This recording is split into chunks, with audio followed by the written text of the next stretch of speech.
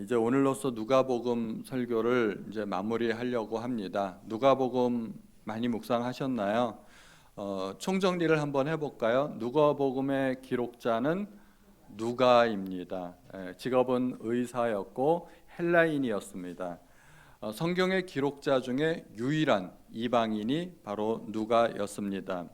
이방인이었기 때문에 누가의 관심은 당연히 이방인들에게로 초점을 맞추고 있습니다.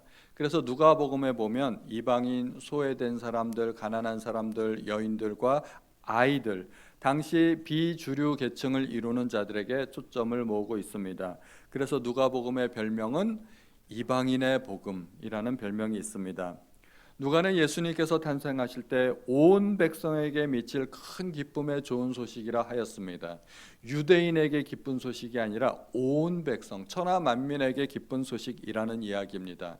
그래서 마태복음에서는 예수님의 족보가 다윗과 아브라함까지 이어지지만 누가복음에서는 아담까지 연결이 됩니다. 복음이 세계적이고 보편적이라는 이야기입니다. 또 누가는 예수님께서 사마리아 사람들에게 관심을 많이 가지셨다는 것을 보여주고 있습니다. 예루살렘으로 향하는 여행 중에 예수님께서 사마리아에서 복음을 전하셨다는 내용이 누가복음에 나오고, 또 10명의 나병 환자들 가운데 예수님께서 고쳐주셨는데 그 중에 단 한 사람만 주님께 돌아와 감사했는데 그 사람이 바로 또 사마리아 사람이었습니다. 로마 사람 백부장을 일컬어서 이스라엘 중에서 이만한 믿음을 보지 못하였다고 주님 칭찬하셨습니다. 이와 같이 누가복음에는 이방인들에 대한 이야기가 많이 있습니다. 오늘 본문의 주인공 역시 유대인들에게 멸시받던 한 세리에 관한 이야기입니다. 이 이야기도 누가복음에만 나오는 이야기입니다. 이렇게 유명한 이야기가 왜 누가복음에만 나오는지 잘 모르겠습니다. 오늘 원래 설교 제목은 삭개오 이야기라고 주부에 실었지만 원래 제 원고에는 삭개오에 대한 상상이라고 했습니다. 삭개오에 대한 여러 가지 제가 생각을 해보고 그것을 설교로 꾸민 것인데, 뭐 상상은 자유니까 그래서 우리 성도님들을 한번 나누어 보셨으면 좋겠습니다. 예수님께서 고난받기 위해서 예루살렘으로 여행하던 도중에 이제 여리고라는 마을을 지나가게 되었습니다. 그 마을에 살고 있던 키가 작은 삭개오가 주님을 만나기 위해 돌 무화과 나무 위에 올라갔다는 내용입니다. 우리 성경에는, 옛날 성경에는 뽕나무라고 기록이 되어 있죠. 성경이 처음 번역될 당시만 해도 우리나라에는 무화과가 없었으니까 그래서 뭐 가장 비슷한 나무를 뽕나무로 생각을 했던 것 같습니다. 그런데 원래 이름은 돌 무화과 나무라는 것인데, 여기에 나오는 돌이라는 것은 야생 또는 품질이 낮은 것을 뜻하는 동식물을 그 이름을 붙일 때 앞에 접두사로 쓰는 말입니다. 돌멩이가 아니고. 그래서 무화과 나무인데 야생에 버려진 그 무화과 나무를 돌무화과 나무라고 하고, 야생 배를 우리는 돌배라고 하죠. 뭐 게장도 야생 조그만 게를 잡아서 게장을 만들면 그걸 돌게장이라고 그렇게 부르기도 합니다. 그래서 이 삭개오의 직업은 세리였습니다. 세리는 당시 이스라엘에서 세금을 걷어서 로마에 바치는 사람을 말하는 것입니다. 오늘날로 말하자면 세무 공무원쯤 되는 것이죠. 결코 나쁜 직업이 아닙니다. 그런데 그 당시 상황은 로마의 지배를 받고 있었던 그런 때라서 이스라엘 국민으로서 이스라엘 민족에게서 세금을 걷어서 로마에 갖다 바치니까 세리들이 별로 좋은 인식이 없었습니다. 우리나라 친일파 앞잡이 정도로 생각하시면 되는 거겠죠. 그래서 세리에 대한 생각이 많이 안 좋았습니다. 세리 그럼 딱 떠오르는 생각이 바로 죄인이었습니다. 그래서 오늘 본문에서도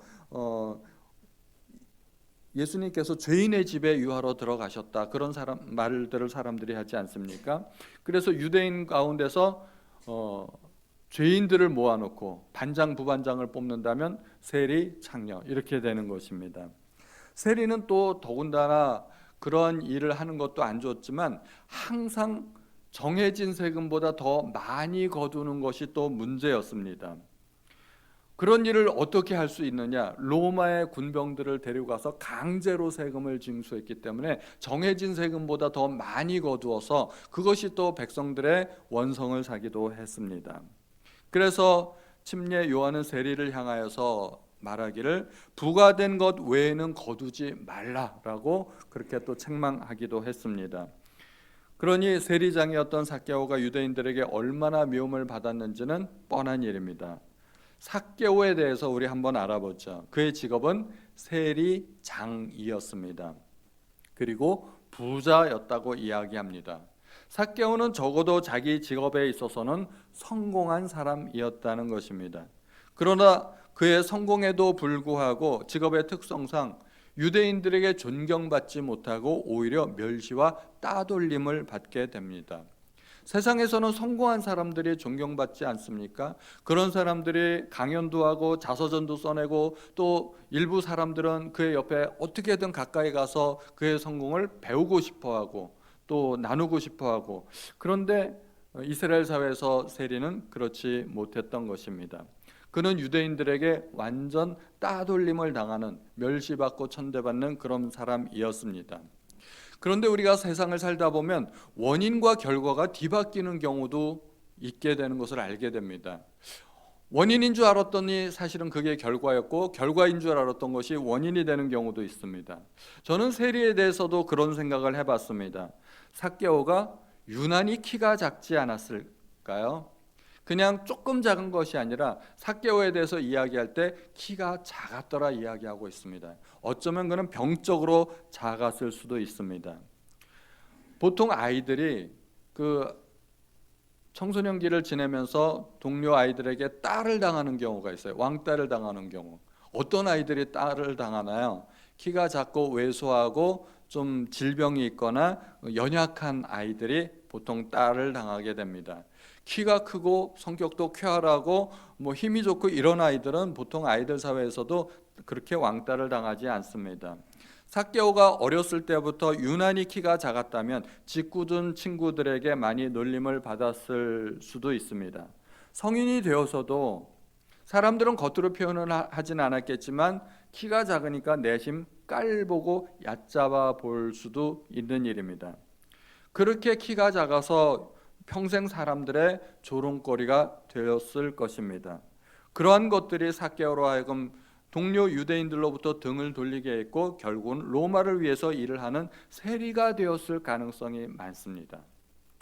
누구나 세리가 그렇게 욕먹는 직업인 걸 알면서 선뜻 세리가 되기는 쉽지 않았을 텐데 삭개오는 그 길을 선택했다는 것입니다. 예전에 제가 어떤 드라마를 봤는데 일제강점기 시대를 다루었던 드라마입니다.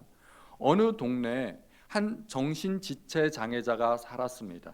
쉬운 말로 바보가 있었습니다. 동네 사람들에게 놀림당하고 조롱당하던 바보였고 심지어 어린아이들에게도 놀림받고 구박을 당합니다. 그런데 어느 날 일본 사람들이 그 바보를 데려다가 살살 달래주기 시작합니다. 맛있는 음식도 주고 쓰다듬어 주면서 마을 주민들이 못 살게 굴면은 언제든지 와서 우리에게 고자질하라고 이야기합니다.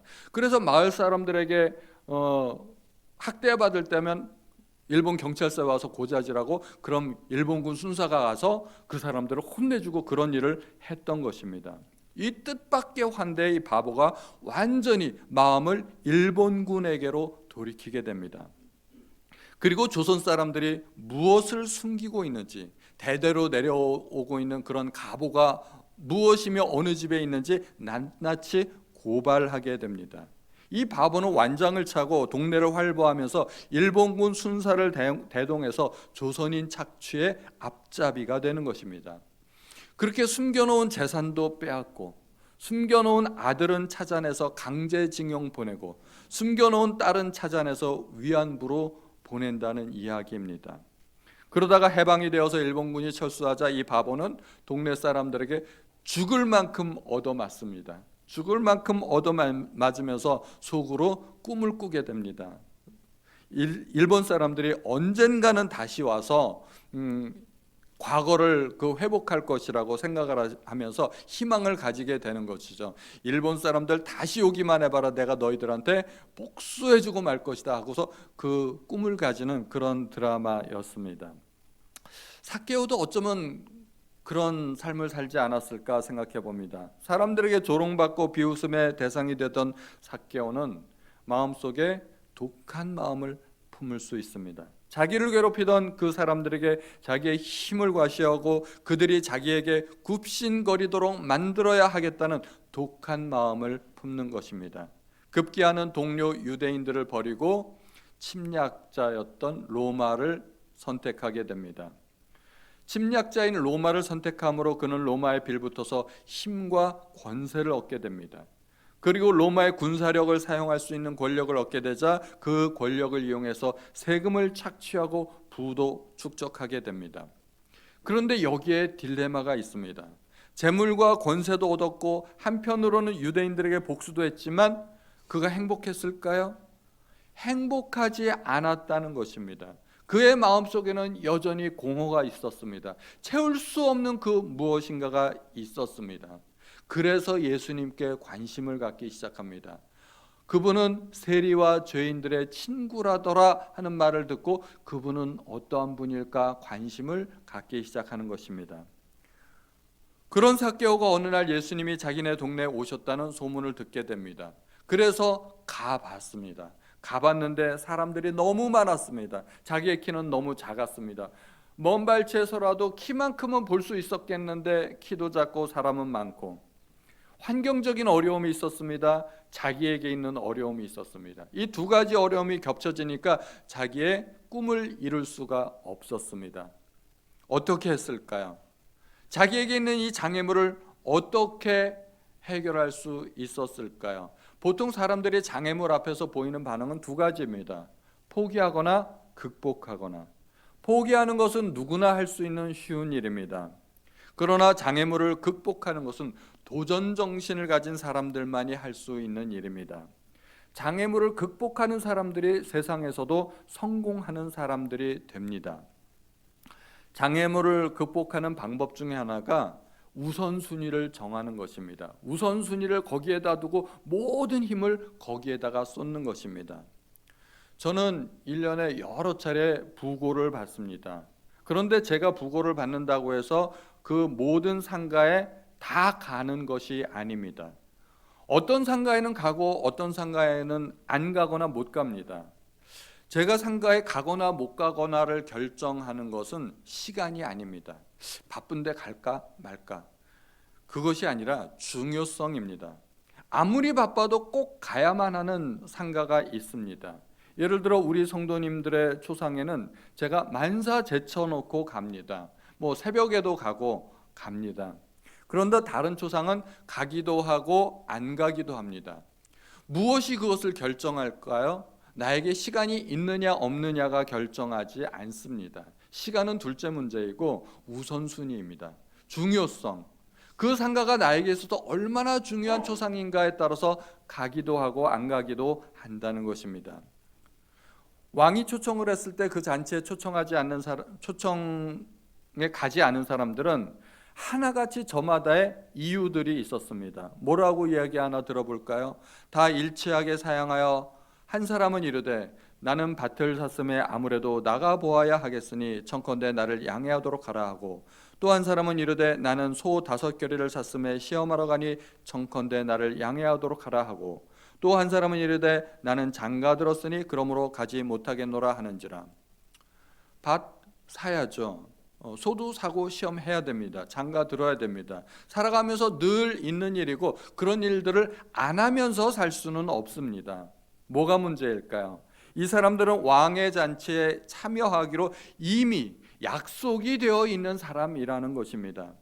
선약이 되어 있는데도 불구하고 또 다른 약속을 잡은 것입니다. 또 다른 일거리를 만들어냈다는 것입니다. 이 사람들의 문제는 우선순위에 있었습니다. 왕의 잔치는 내가 필요에 따라 얼마든지 손쉽게 취소할 수도 있다고 생각한 것입니다. 우리가 하나님 앞에 드리는 시간은 사실은 정해진 시간입니다. 세상 사람들은 일요일이라고 부르는 그날을 우리는 주일이라고 부르지 않습니까? 그날은 내 날이 아니고 주님의 날입니다. 주님의 시간입니다. 우리가 정말 그 시간을 중요하게 생각한다면 그 시간에 다른 약속들이나 다른 일들을 정할 수가 없겠죠. 어쩌다가 긴급하게 내가 예상치 못하게 발생한 그런 일들도 있겠지만, 그러나 그 일들은 제외하더라도 우리는 우선순위를 하나님 앞에 두어야 됩니다. 만약에 우선순위가 나에게 있어서 확실하지 않다면, 나에게 커피 마실 시간도 있고 TV 볼 시간도 있고 레저를 즐길 시간은 있어도 하나님께 드릴 시간은 없을 것입니다. 기도할 시간이 부족하신가요? 침대에서 일어나자마자 딱 1분만 기도해 보세요. 매일 기도하실 수 있습니다. 저는 침대에서 눈 뜨자마자 그때부터 기도합니다. 뭐라고 기도하는지 모르시죠? 하나님, 일어나게 해주세요. 제발 일어나게 해주세요. 제가요, 침대에서 눈 뜨고 30분 그냥 보냅니다. 심지어 어떤 때 보면 1시간이 지나 있더라고요. 이게 저에게는 너무 절박한 문제예요. 그래서 눈 뜨자마자 하나님, 제 의지로 안 됩니다. 저를 도와주세요. 저를 도와주세요. 일어나게 도와주세요. 그러다가 비비적거리고 일어납니다. 그러니까 우리 성도님들도 그렇게 하실 수 있어요. 침대에서 눈 뜨자마자 딱 1분만 기도해 보세요. 하나님, 오늘 하루 도와주세요. 오늘 하루 하나님의 음성을 들을 수 있도록 도와주세요. 그러면 기도할 시간이 없다는 말이 안 나와요. 하루에 딱 1분만 기도해 보세요. 화장실에서도 기도하실 수 있습니다. 그리고 직장 다니시는 분들은 보통 점심시간이 1시간 아닙니까? 밥을 1시간 동안 먹는 사람들은 그렇게 많지 않을 거예요. 그 점심시간 중에 10분, 20분 할애하면은요, 충분히 성경 읽고 묵상하고 큐티 하실 수도 있습니다. 거기에 우선순위를 두면, 중요하다고 생각하면 얼마든지 하실 수 있다는 것입니다. 삭개오는 그렇게 길을 만들었습니다. 삭개오도 주님을 만나고 싶었는데 장애물이 있었죠. 사람은 많고 자기는 키가 작고, 사람들이 자기를 위해서 길을 만들어주면 얼마나 좋겠습니까? 그런데 그런 일들은 절대로 일어나지 않을 것입니다. 우리는 백일몽에 젖어서 살면 안 됩니다. 문제는 저절로 해결되는 법이 결코 없습니다. 삭개오는 스스로 방법을 만들어 내었습니다.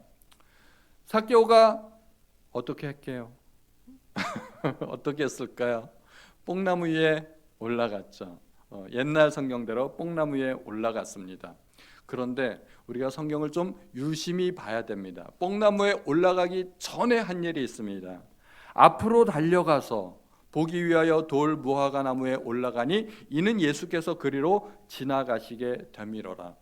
딱 가서 보니까 사람들이 엄청나게 많고 자기는 키는 작고 고민이 됐죠.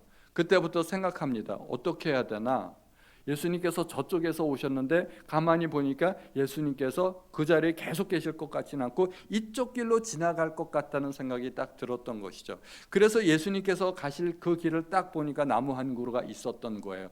옳거니 저 나무에 올라가서 기다리면 되겠구나. 그래서 그 나무에 올라갔던 것입니다. 올라가기 전에 앞으로 달려가서, 그 예수님 안 보이니까 그 옆에 있던 나무에 번쩍 올라간 게 아닙니다. 앞으로 달려가서 기다리고 있었던 것입니다. 마치 영화에 나오는 저격수처럼 자기의 타겟이, 목표물이 가장 잘 보이는 위치에 미리 잡고 앉아서 목표물이 나타나기를 기다리고 있었던 것입니다. 저격수가 그 자리에 언제부터 앉아 있게요? 30분, 2시간, 영화 보니까 그 전날도 와서 기다리더라고요. 그 전날부터.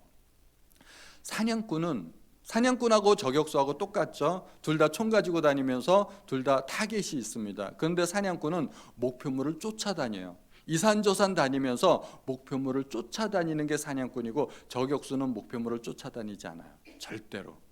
자기가 먼저 자리 잡고 앉아서 기다립니다. 최소한 몇 시간, 1-2시간 전부터 와서 기다리면서 망원경 보고 그렇게 타겟을 기다리는 것이죠. 그런 점에서 생각해 볼 때 이 삭개오는 절대 사냥꾼이 아닙니다. 저격수 스타일입니다. 자기가 이루고자 하는 그 목표를 온갖 수단과 방법을 동원해서 결국은 이루어내고야만은 집요하고 용의주도한 성격입니다. 장애물이 있다고 포기하지 않았다는 것입니다. 그러니 그가 자기의 직업에서 성공을 이룬 이루었던 것은 아주 당연한 결과였습니다. 그래서 그는 부를 축적할 수 있었고 세리장까지 올라갈 수 있었습니다. 한마디로 그는 성공을 향해 질주하던 사람이었고 그의 원하던 대로 성공을 이루어냈습니다.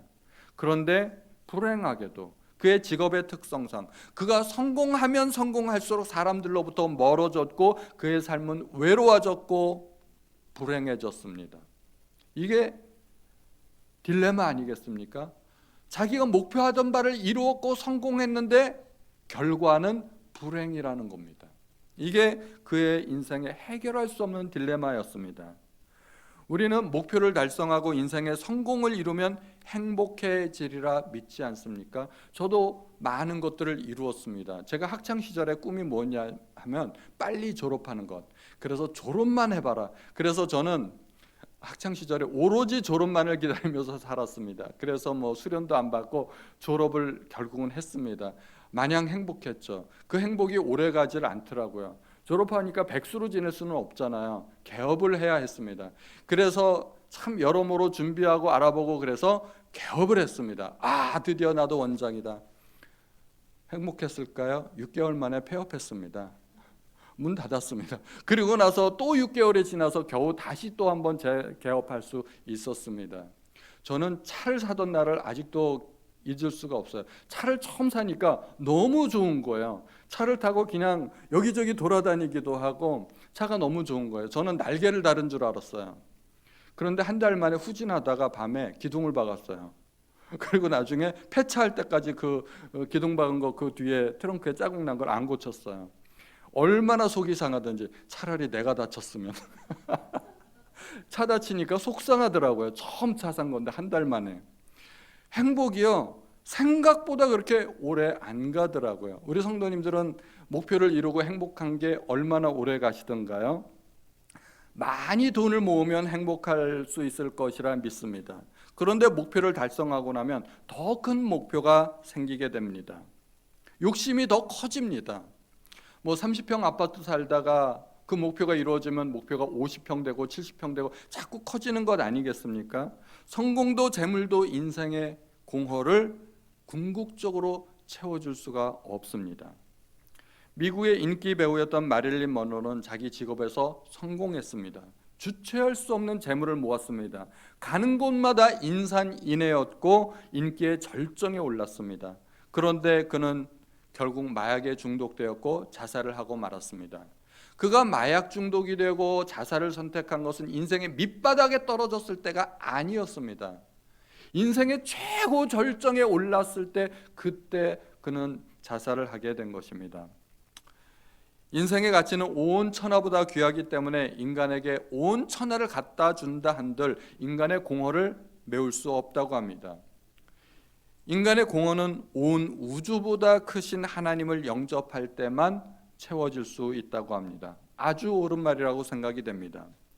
삭개오는 얼핏 보기에 로마의 군사력을 배경으로 한 안정된 직장에 많은 재물에 세리 중에서도 세리장이라는 높은 지위에 아주 성공한 사람입니다. 세상 사람들이 부러워해야 하지 않겠습니까? 힘과 지위와 재물을 다 가졌습니다.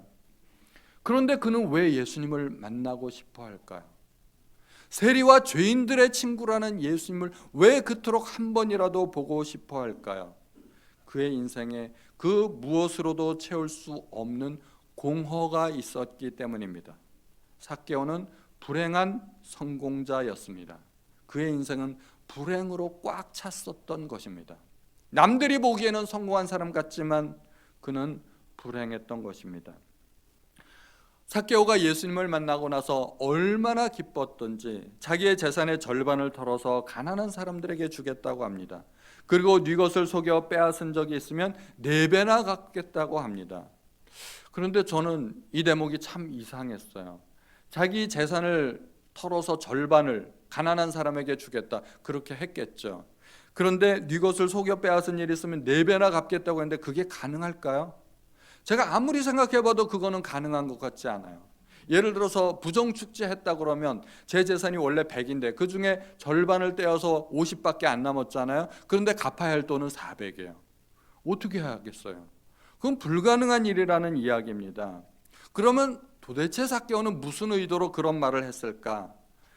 불가능한 일에 도전해보겠다는 의미가 아니라 자기는 절대로 그렇게 하지 않았다는 어떤 일종의 호언장담으로 그런 말을 했던 것이 아닐까 생각이 됩니다. 우리나라 사람들도 호언장담하면서 맹세하면서 내가 정말 그런 사람이라면 내가 성을 갈겠다, 뭐 내 손에 장을 지진다, 뭐 이런 말들을 하지 않습니까? 저는 한 번도 성을 그렇게 해서 가는 사람을 본 적이 없어요. 우리도 맹세할 때는 그렇게 맹세하듯이 삭개오도 내가 만약에 그런 잘못을 저질렀다면 4배나 갚겠습니다 하고 이야기했다는 것입니다.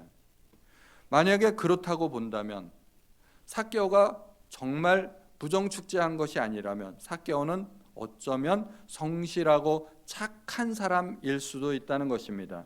삭개오라는 그의 이름의 뜻은 순결이라는 뜻입니다. 물론 부모가 지어주었겠지만 그는 순결하고 깨끗한 사람일 수도 있습니다. 삭개오가 정말 열심히 노력하고 용기 주도하고 집념이 강한 사람이라면 굳이 남의 것을 부당하게 착취하거나 과잉징수하지 않아도 부를 축적하고 성공한 사람이 될 수도 있었을 것입니다. 그러나 그의 직업 때문에, 그에 관한 선입견 때문에, 그가 어떻게 정직하게 돈을 벌든 상관없이 사람들은 그를 일단 죄인으로 몰아붙였다는 것입니다. 우리도 그렇지 않습니까? 어떤 사람이 미워 보이기 시작하면 하는 모든 게 다 미워 보이는 거예요. 사람은 두 가지를 동시에 볼 수가 없어요. 좋은 점과 나쁜 점을 동시에 보는 능력이 우리에게는 부족합니다. 우리도 삭개오를 세리장으로 생각하고 세리는 무조건 욕먹는 사람 그렇게 생각하고 세리들은 무조건 부정축제하는 사람 그렇게 알고 있지 않습니까? 삭개오도 얼마든지 그런 자기의 정당한 노력에도 불구하고 그런 오해를 받을 수 있다는 것입니다. 그러면 삭개오는 정말 훌륭한 인생을 살았다 하더라도 그의 인생의 공허가 메꿔지지 않는다는 것입니다. 우리가 살펴본 이 삭개오는 오늘날 현대인의 모습을 잘 보여주는 것이 아닌가 생각됩니다. 성공하기 위해 모든 노력을 다했고 원하는 것을 이루었지만 행복하지 않았습니다. 성공과 번영으로도 또 법과 양심으로도 사람들의 사랑을 받지 못했고 죄인 취급을 받았던 그가 어느 날 예수님에 관한 소식을 듣게 됩니다. 세리와 죄인들의 친구라는 말을 듣습니다. 그리고 그의 모든 관심이 예수님께 쏟아집니다. 예수님께서 그 마을에 오셨다는 이야기를 듣습니다. 그리고 자기의 모든 지혜를 다해서 예수님을 만나보고자 했고 예수님을 만나게 되었습니다. 자기는 예수님을 한번 쳐다만이라도 보았으면 좋겠다고 생각했는데 예수님께서 삭개오야 속히 내려오라 내가 오늘 내 집에 유하여야 하겠다 하고 말씀하십니다.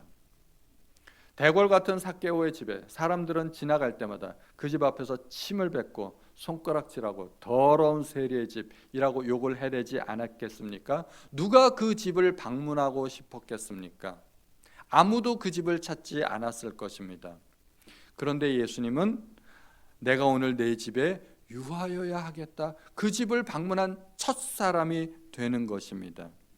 얼마나 듣고 싶었던 말일까요? 얼마나 간절히 소망했던 일일까요? 모든 유대인에게 배척받던 삭개오가 예수님에게 영접받았습니다. 그의 공허가 채워지는 순간이었습니다. 비록 예수님의 말씀 한마디였지만 삭개오가 얼마나 기뻐했던지 자기의 재산의 절반을 내어놓겠다고 이야기할 정도입니다. 우리 성도님들도 인생에서 여러 가지 기쁜 일들이 있으셨죠? 학교 졸업할 때 기쁘시죠? 취직했을 때 경사죠? 결혼할 때 얼마나 또 기쁘겠습니까? 그런데 혹시 내 재산의 절반을 내어놔도 좋겠다고 할 정도로 기쁜 일이 있으셨나요? 그런 일은 정말 흔하지 않습니다. 삭개오는 예수님을 만난 것이 너무 기뻐서 자기 재산의 절반을 떼어놓을 정도로 기뻤고 그만큼 반대로 삭개오의 마음속에는 공허가 컸던 것입니다. 그는 그만큼 불행한 인생을 살고 있었던 것입니다. 삭개오를 만난 후 예수님은 이 땅에 오신 목적을 밝히십니다. 인자에 온 것은 잃어버린 자를 찾아 구원하려 함이니라. 삭개오는 그 잃어버린 자였다는 것입니다. 누가복음 15장에 돌아온 탕자의 이야기가 있지 않습니까? 잃어버린 어린 양 한 마리의 비유가 있고 잃어버린 한 드라크마 이야기가 있습니다. 삭개오는 바로 그러한 잃어버린 영혼이었습니다. 사람들은 그를 세리장으로 보았고 부자로 보았고 키 작은 사람으로 보았지만 예수님이 삭개오를 볼 때 삭개오는 단순히 잃어버린 한 영혼이었습니다. 주님은 잃어버린 양을 찾는 그 목자의 마음으로 삭개오를 찾으러 오셨습니다. 우리는 어떤가요? 혹 주님께서 찾으시는 그 대상은 아닐까요? 몸은 여기 있지만 마음은 딴 데가 있을 수도 있습니다. 우리는 주님께 돌아가야 됩니다. 인생의 참된 의미를 모른 채 오늘도 성공만을 향해 질주하고 있지는 않습니까? 혹은 그 무엇으로도 채울 수 없는 공허를 끌어안고 살고 계시지는 않습니까? 정말 행복하신가요? 인생에 목표가 없고 무엇을 해도 만족함이 없는 분들이라면 예수님을 만나시기 바랍니다. 그분은 우리의 모든 죄의 문제, 공허의 문제, 불행의 문제를 해결해 주신 분이십니다. 주님을 만나시기 바랍니다. 주님을 만나는데 어려움이 있을 수 있습니다. 그러나 그 어려움은 절대로 포기하지 말고 반드시 극복해야 할 문제입니다. 극복하시기 바랍니다. 성경에 나오는 한 중풍병자의 친구들은 지붕을 뚫고 예수님께 나아갔습니다. 혈루증에 걸렸던 여인은 몰래 아무도 모르게 예수님의 뒤에 접근했습니다. 딸이 귀신 들려 고통받던 수로보니게 여인은 개 취급을 받으면서까지 포기하지 않았습니다. 소경 바디메오는 주님께 나아갈 수 없었기 때문에 큰 소리로 외쳐 불렀습니다. 우리도 주님을 만나야 하고 우리 자녀들에게도 길을 만들어 주어야 됩니다. 여기 계신 부모님들이 참으로 자녀를 사랑하신다면 자녀들을 위해서 좋은 학원 선생님뿐만 아니라 예수님을 만날 수 있도록 도와주셔야 됩니다. 우리 교육자들은 수단 방법을 가리지 않고 우리 자녀들에게 예수님을 소개해 주어야 할 줄로 믿습니다. 예수님을 만나시기 바랍니다.